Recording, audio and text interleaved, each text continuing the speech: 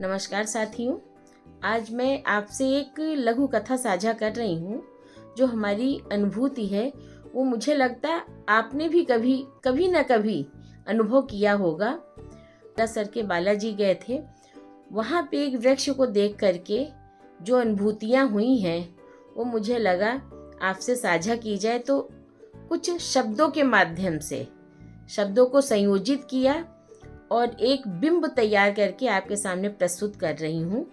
तो इस लघु कथा का शीर्षक है, हमने सड़क तो बना ली पर अपनी ही छाया काट दी। सालासर बालाजी के आंगन में खड़ा वो साधारण सा पेड़ किसी पुराणों में वर्णित पवित्र वृक्ष नहीं था। ना वह पीपल था ना बरगद। फिर भी उसकी झुकती हुई शाखाओं को टूटने से बचाने के लिए लोगों ने उसके नीचे ईंटों का एक सहारा खड़ा कर दिया, मतलब एक पिलर बना दिया, ताकि शाम को लौटने वाले पक्षियों का घर बिखर न जाए। उस क्षण लगा कि मनुष्य अब भी करुणा से रिक्त नहीं हुआ है, मतलब करुणा अभी उसमें शेष है। वो अब भी किसी निस्सहाय जीव की थरथराती नींद के लिए दीवार बन सकता है। मैं देर तक उस पेड़ को देखती रही। सांझ होते होते सचमुच दर्जनों पक्षी लौट आए और उसकी टेढ़ी शाखाओं पर बैठकर ऐसे चहचहाने लगे जैसे किसी घर की खिड़कियां खुल गई हों।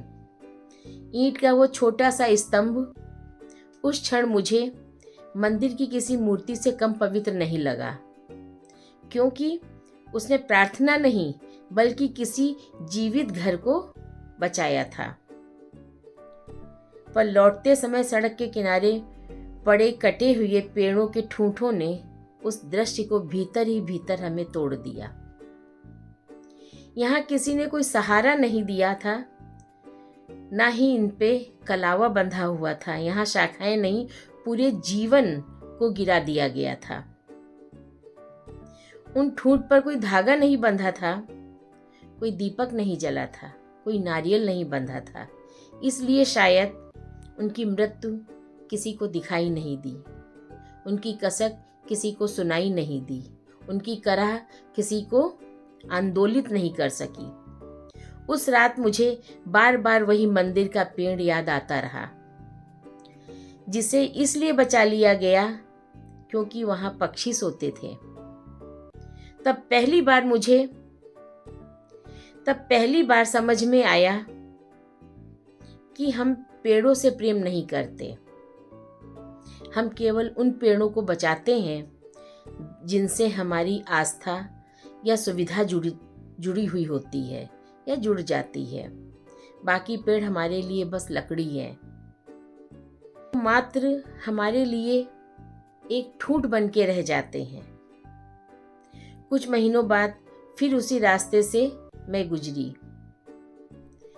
सड़क चौड़ी और चमकदार थी, पर धूप इतनी तीखी थी कि लोग सिर ढककर भागते हुए नजर आ रहे थे। उस समय मुझे निराला की वो कविता याद आई, तोड़ती पत्थर इलाहाबाद के पथ पर। अचानक मुझे लगा हमने सड़क तो बना ली पर अपनी ही छाया काट दी।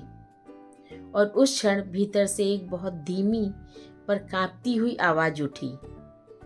जिस समाज को अपने पेड़ों को बचाने के लिए मंदिरों की जरूरत पड़ती है, वो शायद अभी प्रकृति से प्रेम नहीं करते, अभी नहीं, वो कभी भी प्रकृति से प्रेम नहीं करते। बंजर जमीन ही उनके लिए आस्था का केंद्र है, जो उनकी उपयोगिता के अनुरूप हो।